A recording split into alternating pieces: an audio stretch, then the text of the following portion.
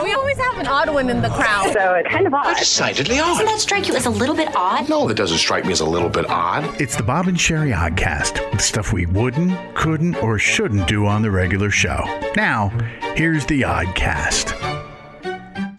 Everybody, welcome to Happy Hour. Get yourself something to drink. Doesn't have to be alcoholic. Great to have you with us. I don't want to be one of these guys that gets, on something and that's all he talks about. That's all he talks about.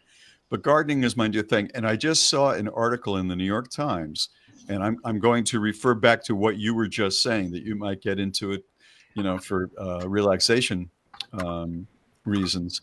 It is one of the greatest things that you can do to calm down, lower your blood pressure, just kind of get in contact with peace. Now, don't take some boombox out there, and play things at a high level, but just kind of be with the flowers or the vegetables or whatever you're planting, and you will feel better. Well, I have seen how this has been the best thing for you. Like, this has been such a good hobby for you, and it really suits your, like, the way you think. It allows you to create things and be orderly, and I mean, all of it. I'm not going to actually work the land because the land is what I'm allergic to, and also Kevin found a giant copperhead snake. But I am going to have accessories as though I work the land. Oh, yeah. That's calming in its own self, I would. And I'm very peaceful right now with a hat that Karamia got me on my head. So you're going to be like a landscape manager. You tell him what to do. Yeah. And I've been bossing you around forever. So I'm dressed like your gardening helper. Yeah, exactly. So hi, everybody. Kathleen wants to know if you started playing pickleball. Oh, no, I have not. I don't have any interest in it. I'm not against pickleball. I think pickleball, actually, I was the first person in America to play pickleball. I think I told you that story when I got my first divorce. I moved into an apartment called The Slope, and terrible name for the apartment, for a newly divorced man to be living on the slope. And so, it was like a 1-bedroom apartment, and I would drive by these courts that they had. They had a little tiny swimming pool, and they had these courts. And, I played tennis a little bit, but, I was on the slope, so I wasn't playing tennis too much. Anyway, I invited a girl to come over, and I said, we have some tennis courts. And we went out to play, and it was a pickleball court. All those years ago. Yeah, people think it's new, but it's not. It's not. And we walked out there, and it was like being giants, in another land. And she looked at me and she said, "This is a really weird tennis court." And I didn't know what to say, because I didn't know anything about pickleball. Maybe that's how we roll at the slope. That's what you should have said. That's what I should have said. Yeah, that's what we should have said. Kevin is the gardener in this family, Bob, and he grows. Like the other night, I said, "I'm not going to make salad. We don't have any lettuce, and I don't feel like going to the store." And he hadn't told me. It was a surprise. He was growing lettuce. He went outside and picked lettuce and brought it in for me. Oh, no kidding. Homegrown lettuce. I love lavender, but you need a ton of sunlight for lavender. Yeah, so he finally figured out a way to grow me a patch of lavender, tropical plants, flowers, lettuce, tomatoes. He grows all that stuff. And I stay inside dressed like I'm going out to work in the yard. And I wave. We just had one of our listeners say, be very careful, Bob, about offending the pickleball community. Oh, yeah. Well, if they come for you, you'll know it. You will. Oh yeah, they'll in the middle of the night you'll have things against your window. Yeah. That's how they attack. I think it's a fun thing. People love it. Where I live, there are pickleball shops. Two of them. Oh yeah. And it's just pickleball, and America, if we find something, we're going to try to make a buck off of it. And they're like pickleball shirts, pickleball socks, the whole thing. It started out, you just got a racket in this plastic ball, but now it's become something else. Target has a whole standalone section for pickleball clothes. Target does? Target, and the brand is Prince, that makes like the rackets. Oh, This is how, so my children's father's birth mother, they live in Minnesota, right outside Minneapolis, and they've been playing pickleball like forever. And Really? I thought for the longest time that it was a game the two of them had made up. And they called it pickleball just because there's it's a silly name. Yeah. It sounds made up. It does. Yeah, you're right. I want to shout out Regina, who's on the couch recovering from dental surgery and cannot have an adult beverage. Wow. And Dory says that she can't type anymore because she's had some wine, and she greets us from the hills of Beverly in Florida. Greetings, Dory. Jeff Kleinschmidt, there's a good German guy, has just said, is Bob going to do his gardening podcast? We were just talking about that. I have a name. I haven't done it yet, but I do have a name for it. Can I share the name, Sharon? Oh yeah, for sure. Yeah. Just because I'm in the dirt doesn't mean I'm dead. Yeah, I love it. Absolutely love it. I think you should do it. I just, you have to do it. Yeah. Yeah, that's the part, right? It really is. I got into that garden, I'll go ahead and tell you.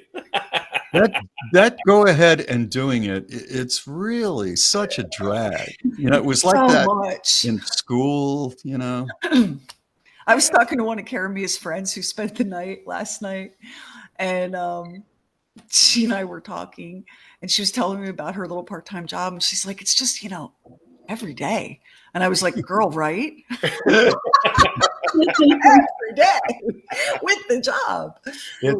That's an inside joke of somebody I used to be with. Yeah. That's why I laughed so hard when she said it, because I've heard that before. You're not the first person to make that observation. Yeah. So I'm going back to see some friends of mine in Connecticut. So I land in Hartford and I get my rental car, going to the Clam Castle in Madison that has full-bellied clam rolls. Not these strippy things. The bellies of the clams lightly fried in a lobster roll. Oh, somebody's been to the Clam Castle. Please tell me the Clam Castle offers paper crowns like No, they don't. Oh, God, I hope so. No, they don't. You know what, Cheryl? He will not. I'm not there. Let's say the Clam Castle has crowns and it looks like a big clam shell and you get to hold the little scepter. If I was there, I would make him do that and there would be pictures.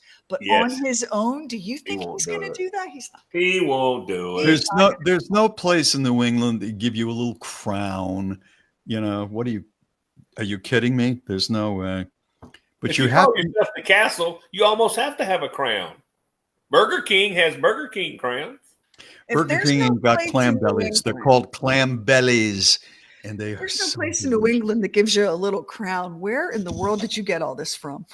This whole princely vibe that you radiate. And you have to explain what a clam belly is to people. Oh my God, people from outside of the Northeast do not know what a clam belly is. There is some clam rolls you can get, and they're just stringy. It's just like a little stringy part of the clam. But if you open up a clam, and the clam has to be of a certain size, not a big quahog, but and not a cherry stone. It's just got to be of a certain size, and then they dredge it through some. My mouth is watering. Some flour, and so the clam belly is the actual clam. It's about that size, and then they fry it very quickly. Pop it into that toasted hot dog bun, which is split on the top.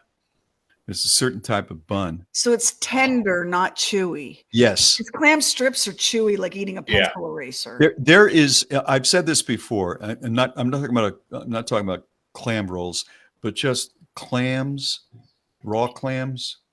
That is as close as you can get to tasting the Atlantic Ocean. I completely agree with that. Yeah, I love those. And I do want because the chat thing is going so fast. Pierre and Lisa Poitras, Poitras in New Brunswick were saying, please say hi to New Brunswick, Canada. Greetings, bonjour, New Brunswick, Canada. Oh, yes. Suzanne Baggs said, we used to have clam pie growing up. Girl, I can't even touch that. I'm from Philly. Like, I can't even. I would so eat that. Are you kidding me? I never even heard of that clam pie. I would have that clam. Kind of sounds. Yeah, it sounds like, yeah. Would you have clam pie, Bob? That's why the ladies love you. Yeah. That's why you're the king of Clam Castle. Okay? That's how you got the crown. Because the king is like, I would so eat that clam pie.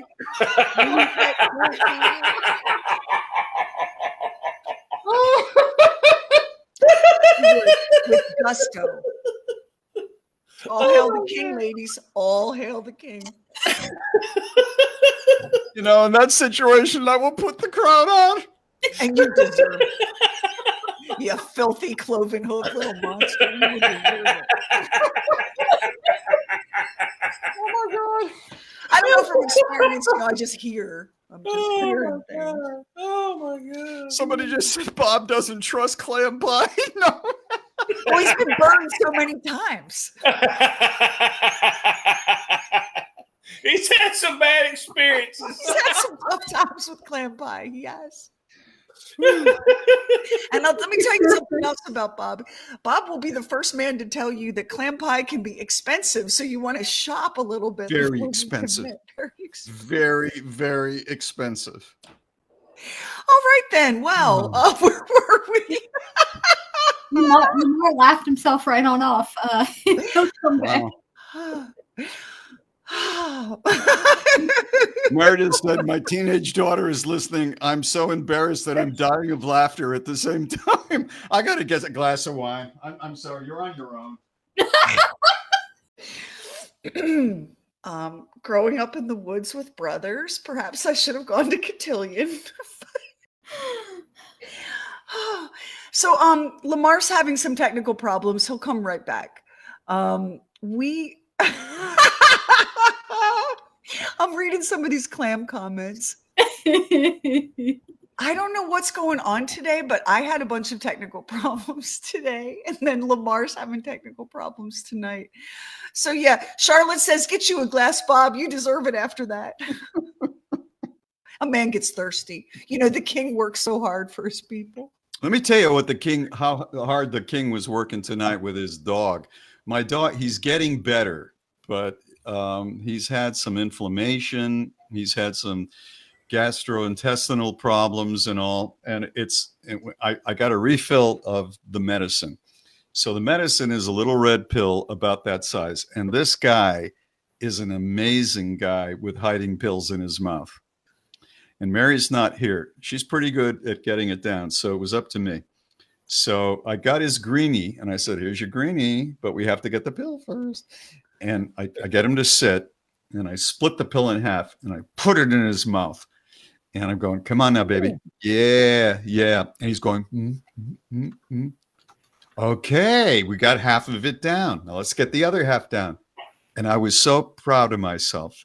And then I went to give him the greenie. And that damn pill is lodged right there. I am so excited to tell you this. I got a DM from one of our listeners who has a dog like Finn that can detect the pill hidden in anything and get it out.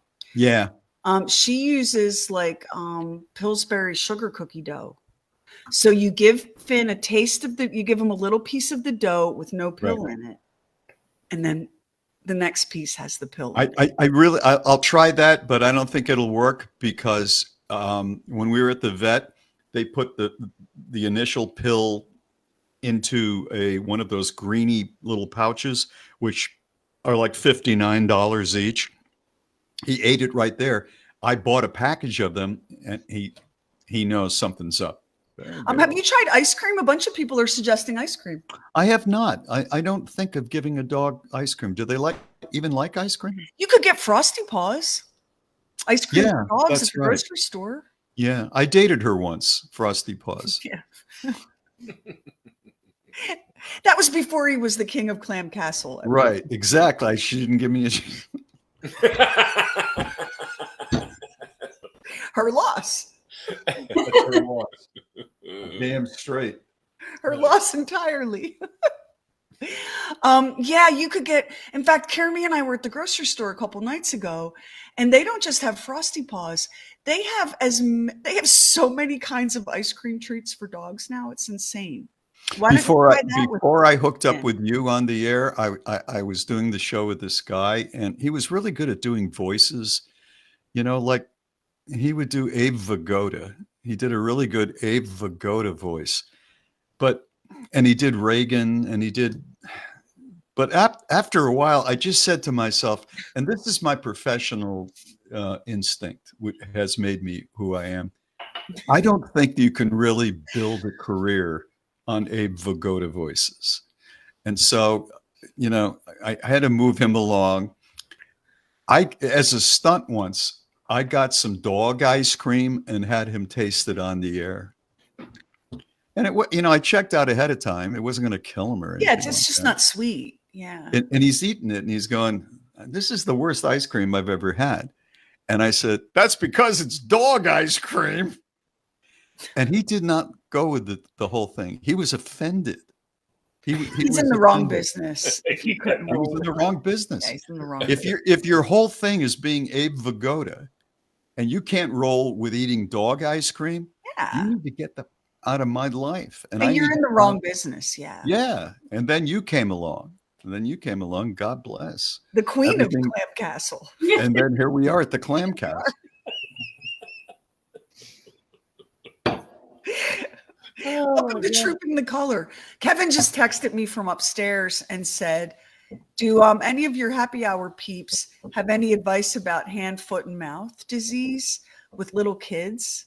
One of our little ones has hand, foot, and mouth disease. It's a virus. I've heard of it. What is that exactly? How do you get that? It's a virus. It's super contagious. You get that from like playing in the dirt or something like that? You know how little kids touch things and put their hands in their mouth and lick things? Yeah. She's not but 2 years old. Yeah. I think we're wondering how contagious it is. Yeah. Is there any way to protect yourself from getting it? Right. Because thanks for making it really sexy toward the end of the broadcast tonight, by the way. Well, I mean, as the queen of Clam Castle, I must reach out to my subjects and ask for their wise counsel on hand, foot, and mouth disease. You're the queen of Clam Castle? Really? If you're the king of Clam Castle, did you think I was like your valet at Clam Castle? Oh, sir, no. Oh, no, take the whole seat. No. If you're the king of Clam Castle, I get to be the queen. We're going to have to discuss this. Well, we have separate duties, clearly. You work harder, I'm not going to lie. And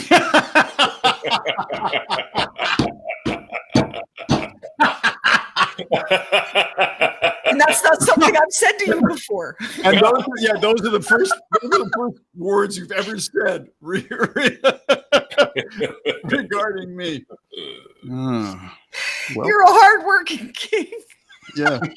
Well, my specialties of ruling. Uneasy is the head that wears the crown. Oh yeah, literally. Right. Well, I think we've done some good work here. I do. We've done the Lord's work here. Yeah. Well, I wouldn't say that actually, but I feel good. I feel good about the people, my people. Yeah. And that's how I refer to them. They feel good about their king, as I've been told. Right. Right. Please raise your glass and hail the king of Clam Castle. The king. I appreciate it. All hail the king. Long live the king. I appreciate it. God bless you all. May you flourish. See you next time on Happy Hour. Bye, everybody.